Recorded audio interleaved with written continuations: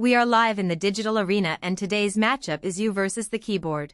And Google Docs is stepping in as your all-star teammate. You want to move the ball faster? Here's the play: voice typing. You open the browser, head to docs.google.com, you're in the stadium. You either roll out a fresh blank doc or bring an old one off the bench. Any document works, the magic's the same. Now equipment check: your microphone is your headset, your bat, your stick. Laptop mic, USB mic, headset, whatever you've got, just make sure it's on, not muted, and the browser's giving it the green light. If that permission pop-up flashes, you hit allow like it's a hanging curveball.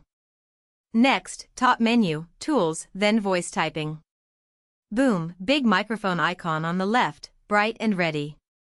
You click it, the light goes on, and now you're off to the races. Talk in a calm, steady rhythm. You call the shots, comma, period, question mark, they all drop right into the text like clean passes. You don't like a line? You pause, tap the keys, backspace, fix it, even say new line or new paragraph to keep the formation sharp. When the drive is over, click that mic again, it turns gray, you review the playbook, clean up the details, slap a clear title on top. Just like that, your voice runs the offense, and the keyboard's riding the bench.